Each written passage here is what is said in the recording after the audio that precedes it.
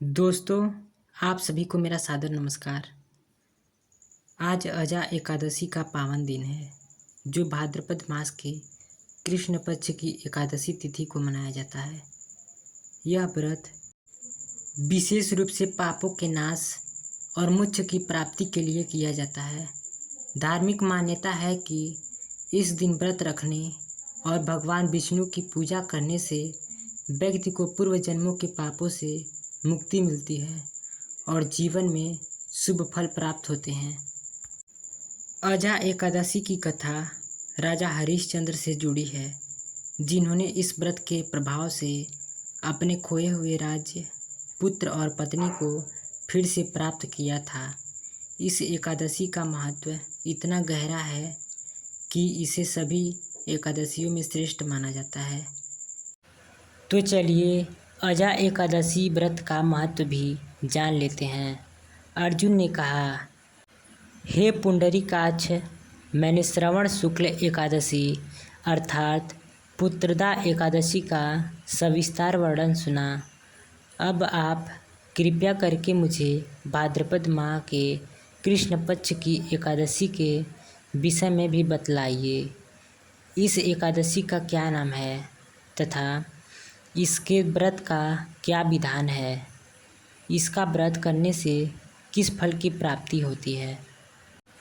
श्री कृष्ण ने कहा, हे कुंती पुत्र, भाद्रपद माह के कृष्ण पक्ष की एकादशी को अजा एकादशी भी कहते हैं। इसका व्रत करने से सभी पाप नष्ट हो जाते हैं। इस लोक और परलोक में मदद करने वाली इस एकादशी व्रत के समान संसार में दूसरा कोई व्रत नहीं है।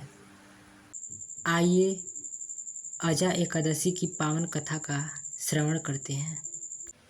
अब ध्यानपूर्वक इस एकादशी का महात्म्य श्रवण करो। पौराणिक काल में भगवान श्री राम के वंश में अयोध्या नगरी में एक चक्रवर्ती राजा हरिश्चंद्र नाम के एक राजा हुए थे। राजा अपनी सत्यनिष्ठा और ईमानदारी के लिए प्रसिद्ध थे। एक बार देवताओं ने इनकी परीक्षा लेने की योजना बनाई। राजा ने स्वप्न में देखा कि ऋषि विश्वामित्र को उन्होंने अपना राजपाट दान कर दिया है। सुबह विश्वामित्र वास्तव में उनके द्वार पर आकर कहने लगे, तुमने स्वप्न में मुझे अपना राज्य दान कर दिया। राजा ने सत्यनिष्ठा व्रत का पालन करते हुए संपूर्ण राज्य विश्वामित्र को सौंप दिया। दान के लिए दक्षिणा चुकाने हेतु राजा हरिश्चंद्र को पूर्व जन्म के कर्म फल के कारण पत्नी, बेटा एवं खुद को बेचना पड़ा। हरिश्चंद्र को एक डोम ने खरीद लिया, जो शमशान भूमि में लोगों के दाह संस्कार का काम करवाता था। स्वयं वह एक चांडाल का दास बन गया। उसने उस चांडाल के यहाँ कफन लेने का काम किया, किंतु उसने इस आपत्ति के काम में भी सत्य का साथ नहीं छोड़ा।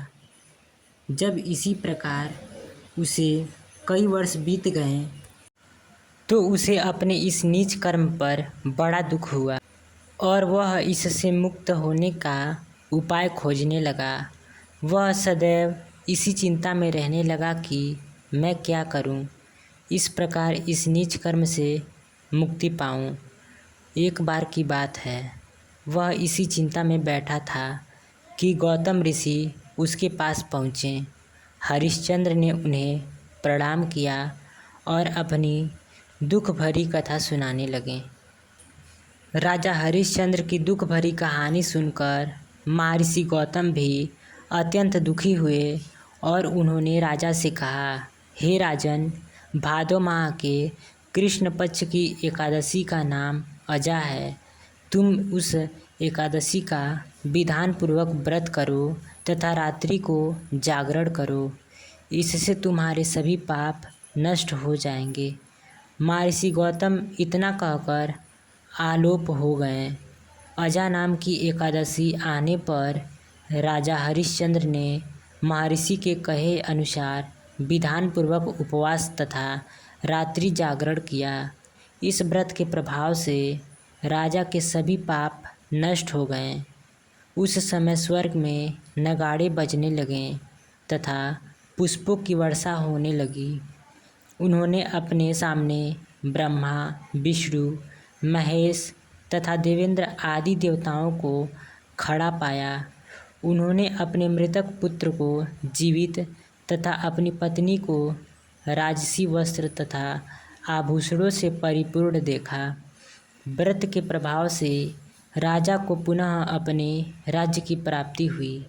वास्तव में एक ऋषि ने राजा की परीक्षा लेने के लिए यह सब कौतुक किया था, परंतु राजा एकादशी के व्रत के प्रभाव से ऋषि द्वारा रची गई सारी माया समाप्त हो गई और अंत समय में हरिश्चंद्र अपने परिवार सहित स्वर्गलोक को गया। हे राजन, यह सब अजा एकादशी के व्रत का प्रभाव था।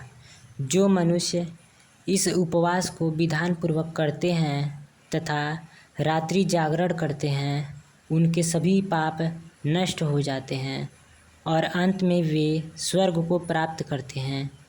इस एकादशी व्रत की कथा के श्रवण मात्र से ही अश्वमेघ यज्ञ के फल भी प्राप्त होते हैं। तो दोस्तों, अगर मेरे द्वारा दी गई जानकारियाँ आपको पसंद आ रही हैं तो वीडियो को लाइक, शेयर तथा कमेंट करें और चैनल को सब्सक्राइब करना ना भूलें।